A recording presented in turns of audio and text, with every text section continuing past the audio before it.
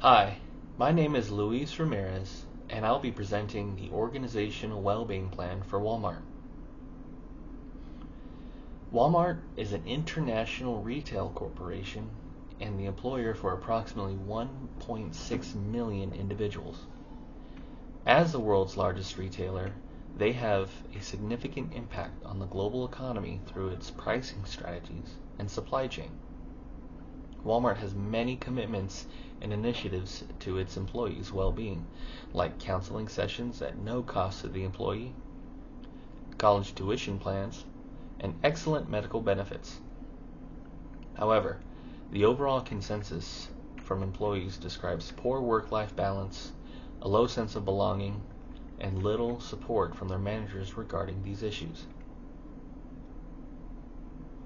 Many employees bring the issue of work-life balance to the table, describing their schedules as inconsistent, their managers inconsiderate, and the workload as unreasonable at times. Poor work-life balance can harm recovery, increase stress and turnover, and reduce productivity. Possible solutions to this issue involve a fair and predictable scheduling format.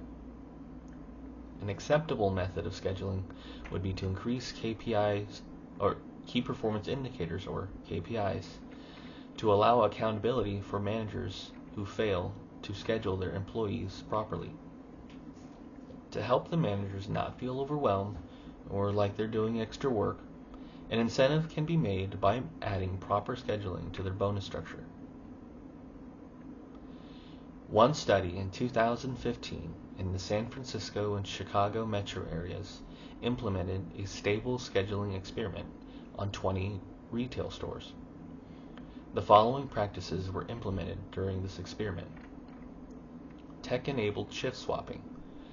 Employees used an app to swap shifts without the need for manager intervention, with management posting shifts to be picked up as well.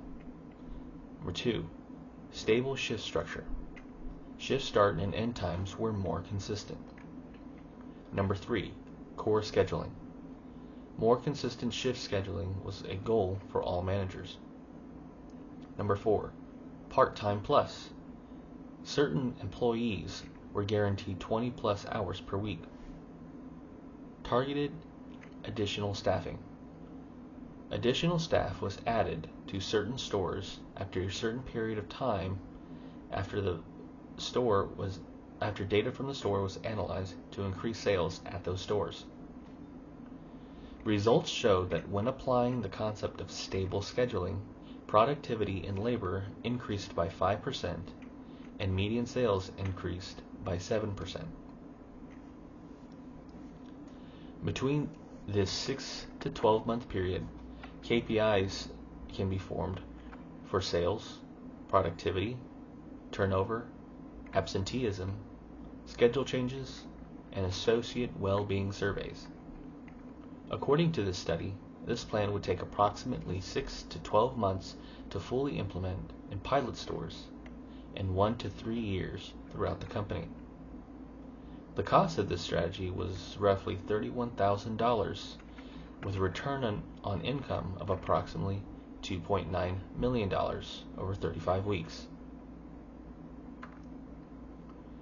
Employee reviews of the company discuss their sense of belonging feels low, as if they feel left out and serve no purpose with the economy or the company. The sense of belonging can predict retention and well-being.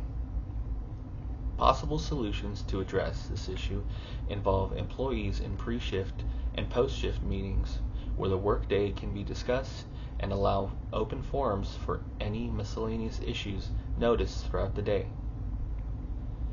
Engagement and recognition from management to the employees can really improve everyone's sense of belonging as well.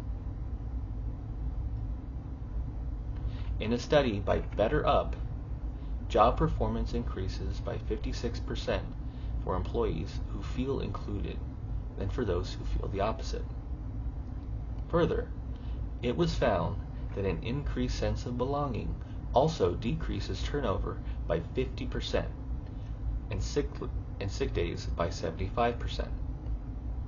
Lastly, if all workers at a 10,000 employee company felt highly included, there would be potential gains of up to $52 million per year. These 3 to 5 minute meetings, or huddles,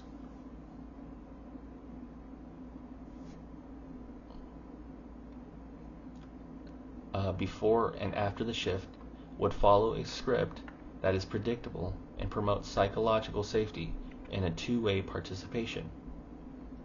The huddles would be led by department supervisors and would follow a format similar to the following. Pre-shift. You start off by briefly opening up with a safety topic. Then discuss key operational goals like sales targets, promotion, and a safety reminder, special customer notes, and any role assignments. Next, give some recognition, like one quick shout out for someone's recent win, and the closing. For post-shift, start with a quick debrief of what went well and what blocked you. Give recognition of an individual win. Observe one quick learning. Then some follow-up actions on who will handle outstanding issues and when, and of course a closing. Constant feedback from employees on how well their sense of belonging is will allow management to gauge where the well-being of their employees is. This initiative would take 3 months to develop the structure of the huddles and train management. The next step would be a 6-month pilot launch with intermittent KPIs. Finally, it would take 9 months to fully launch at all sites. There would be very little feasibility involved as there is no cost to these huddles. The only cost in this endeavor is time-based. In conclusion, it is very common for a workplace to have its employees experience poor well-being. It is also important for management to recognize this and address it accordingly. With properly executed initiatives that quantify the well-being of employees, Walmart can significantly improve the work-life balance and sense of belonging of the employees. Reaching these goals will require not only management to execute, but employees to be receptive so that Walmart can move forward and become a healthy organization.